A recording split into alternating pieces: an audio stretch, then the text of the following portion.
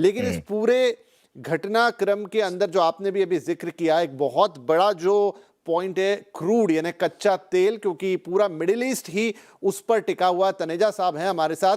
तनेजा जी, अभी की जो स्थिति है कच्चे तेल को लेकर, क्या यहाँ से वो अस्थिरता बढ़ेगी? और अगर कच्चे तेल में अस्थिरता बढ़ती है और तमाम दूसरे इश्यूज आते हैं, हॉर्मुज की खाड़ी की बात हो रही है, रुक जाएगा तो क्या होगा, इंटेंस हो जाएगा तो क्या होगा? क्या ये पूरी दुनिया पर एक गहरा इंपैक्ट करेगा, कम से कम नियर टर्म में? तो देखिए, अब जब कल बाजार टोक्यो में खुलेगा तो तेल की कीमत जाहिर है ऊपर जाएगी, क्योंकि मार्केट के जो सेंटिमेंट्स हैं, बाजार जो खास तौर से कमोडिटीज का बाजार वो सेंटिमेंट्स पे चलता है। बहुत डीप एनालिसिस करके वो 2-4 घंटे बाद या 2 दिन बाद वापस आता है, लेकिन जो अभी जो रिएक्शन बाजार में है वो घबराहट की है। ये है कि क्या होगा। तो इसलिए जो अभी तो तेल की कीमत ऊपर जाएंगी, लेकिन दूसरी तरफ हमको रियलिटी चेक एक कर लेना चाहिए। स्टेट ऑफ हॉर्मुज को ईरान ने बंद करने की कोशिश नहीं की है। अभी तक ऐसा कोई कदम उन्होंने नहीं उठाया है। वहां उन्होंने कोई बारूद या जिसको माइंस बोलते हैं नहीं बिछाई हैं। और दूसरी तरफ यह है कि अगर वो करने की कोशिश करता भी है तो स्टेट ऑफ हॉर्मुज कोई 1 किलोमीटर नहीं है, आप बात कर रहे हैं लगभग 36 किलोमीटर की। उसको बंद करना इतना आसान नहीं है, और उसका बहुत बड़ा हिस्सा ओमान का है वो। और दूसरी, अगर वो करने की कोशिश करता है तो इसका मतलब ये हुआ कि ईरान का अपना तेल इफेक्टेड नहीं होगा। वो स्टेट ऑफ हॉर्मुज से वो तेल का निर्यात ईरान नहीं करता। मुख्यतः जो करते हैं वो सऊदी अरब है, जो दुनिया का सब बहुत बड़ा एक्सपोर्टर है। कुवैत है, साथ में आप कतार देखिए जो एलएनजी एक्सपोर्ट करता है, और ऊपर जाइए तो इराक है। ये सारे देश करते हैं, और आबू धाबी वगैरह भी उस माध्यम से करते हैं।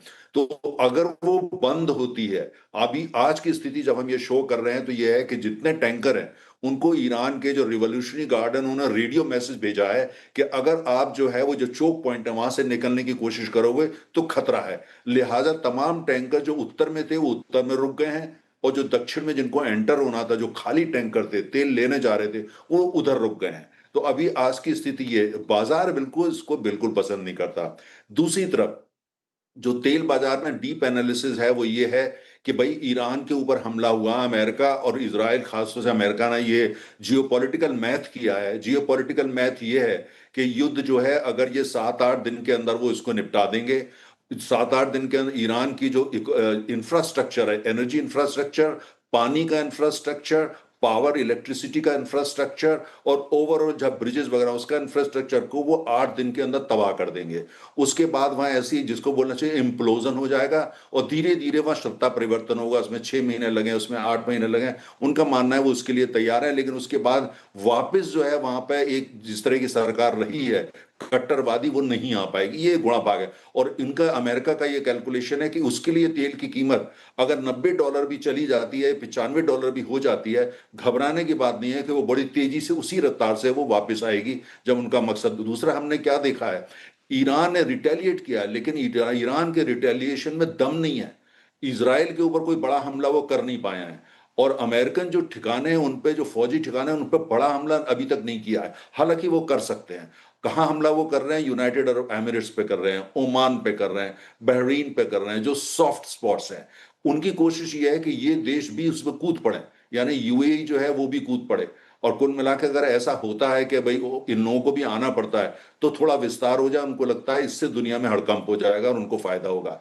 लेकिन अभी तक ऐसा नहीं हुआ। मेरा मानना है कि ये जो जियोपॉलिटिकल मैथ किया है अभी तक तो वो ठीक जा रहा है। तो 7-8 दिन जो है उसके अंदर जो है ये सीज फायर डिक्लेयर कर देंगे कि हमले बंद हो गए, और उसके बाद ये देखा जाएगा कि स्टेट ऑफ हॉर्मुज को कोई नुकसान नहीं होगा। अगर करते ईरान कोशिश करता है ये उसको रोकेंगे, वहां ताकत का प्रयोग किया जाएगा, उनको वो ना माइन करने देंगे ना उसको ब्लॉक करने देंगे। जरूरत होगा तो पायलट लगा करके टैंकर्स को वहां से निकालेंगे अगर ऐसी स्थिति आती है।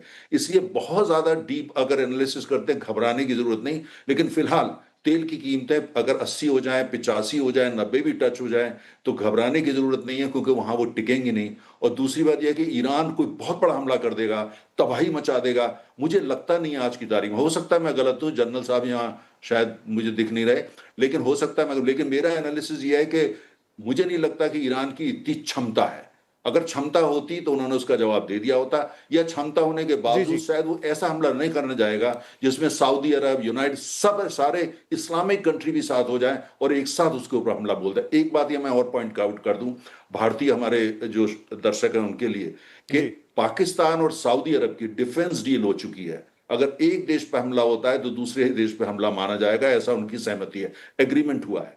अगर स्थिति बिगड़ती है, स्ट्रेट ऑफ हॉर्मुज को बंद करने की कोशिश ईरान करता है, सऊदी अरब उसमें आ जाएगा, उस युद्ध में कूद पड़ेगा। अगर सऊदी अरब कूदता है तो पूरब से कहीं ना कहीं पाकिस्तान में हरकत होगी, तो स्थिति और नाजुक हो जाएगी। इसलिए ईरान के लिए ये ऑप्शन ओके। इतना इजी नहीं, तो ईरान जी। को बड़ा ध्यान से देना है। लेकिन सबसे बड़ा प्रश्न, क्या उनके पास इतनी क्षमता है भी या नहीं, इसके ऊपर तमाम प्रश्न चिन्ह लग रहे हैं। बिल्कुल बिल्कुल।